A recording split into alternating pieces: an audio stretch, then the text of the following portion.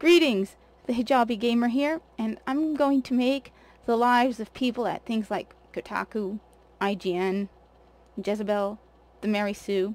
I'm going to make your lives at least a little easier if you ever decide to dig, which I hope you don't, but if you ever do, I'm going to make your lives at least a little easier. I'm going to just flat out admit it, okay?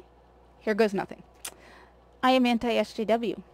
I've been anti-SJW for years. In fact, one of the reasons why I wanted to make YouTube videos is because I'm anti-SJW, and I am sick of SJWs coming into gaming and trying to mess things up. Just stop! And especially don't touch Halo, or Destiny 2, or Borderlands, or definitely not Halo. Just stop! Enough! So yeah, I am a proud, card-carrying anti-SJW. I also don't think the majority of male gamers are toxic. On the contrary, I've played with a lot of guys, and I think they're great. The majority of male gamers are good people, no problem. I don't think female gamers are by default victims. I actually find that kind of insulting. I've had people, because you're a female gamer, you're a victim. No, that's actually insulting. Don't say that. No. And finally, I do not think Anita Sarkeesian is the font of all wisdom. Actually, I think the majority of what she says is the equivalent of what comes out of my cat's litter box. Which, for those of you who don't own cats or who may not know, that's her bathroom. It's a box full of sand that I scoop out because my cat is my master. Basically, it's my way of saying Anita Sarkeesian is full of shit. I'm sorry, but she is. I don't agree with her. It's another reason why I wanted to make videos on YouTube. So, Kotaku, Mary Sue, what are you going to do about it? I mean, seriously, I'm a woman. Are you going to call me a misogynist? And I'm a minority. And I'm probably a smaller minority than the majority of you. Something like 3% of people in the United States are Muslim, and half of them are women. So yeah, the minority female gamer is anti-SJW and thinks Anita Sarkeesian is full of shit. Yeah, alright. Now that we've gotten that out of the way, apparently more people are being cancelled. I thought after Gina Carano they might take a break for a few days, slow down a little, big kill. But no. Apparently now they might be. They haven't been clear about it, but they might be going after Rosario Dawson. Which makes me wonder, is there anybody going to be left on The Mandalorian? I mean, I didn't see her in The Mandalorian because I had already canceled my Disney Plus. But, really, at this rate, there's going to be no one left. But in addition to Rosario Dawson, there's a man named Troy Levitt, who's the lead designer for the Hogwarts Legacy video game. They are trying to get him cancelled. Now, this is the one that actually has me a little worried. So, Gina Carano, when I see her being cancelled, it angers me. I stand with Gina, okay? But she's at a status that is unattainable by me. What I mean is, she's a celebrity. My cat is a bigger celebrity than me. This isn't a joke. My cat is a bigger celebrity than me. At one point in the store I work at, those digital photo frames where you can put, a micro SD card and you can have pictures. Well, our demo units were damaged and we needed pictures. So, I asked for permission and was allowed to put pictures of my cat. So for several years, my cat was on display in the store I work at. More people have seen pictures of my cat than have seen me. So my cat is a bigger celebrity. Me, I'm no celebrity. So when I see what happened to Gina Carano, while it angers me, I'm not worried that it could potentially happen to me. I'm a nobody. On the other hand, Troy Levitt is attainable. He is closer to me than Gina Carano. He does have a YouTube channel. He hasn't uploaded videos in several years.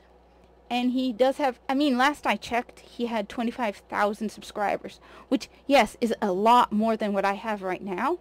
But if I work at it, I could potentially reach 25,000 mean, if I, for example, fix the background, I mean, seriously, I gotta clean that mess up. Maybe, improve the audio, maybe make a cool beginning. If I work at it, maybe make a daily video, have a better schedule, do more live streaming, I could attain 25,000 subscribers. He also has a more ordinary job. He's not the star in a movie. When I go to work and I mention Gina Carano, people know who she is, but no one has any clue who Troy Levitt is. Most of them haven't even heard of the Hogwarts Legacy game. So this is a normal human, not a star. So it makes me wonder how long before we have people standing outside of a building going, we want that dude fired because we disagree with them. See the kid over there packing bags in the supermarket? I don't like him. I don't agree with him. We want him canceled. So that's why it makes me kind of a little nervous that this is a normal person. And why are you going after Hogwarts Legacy? I mean, if you are going to limit your purchasing to companies where you agree with everything every employee says, you're basically going to end up on the street butt naked. Because there's not a single company, unless it's like one you made, that everyone who works there agrees with you. I mean, and who cares? I mean, Friskies.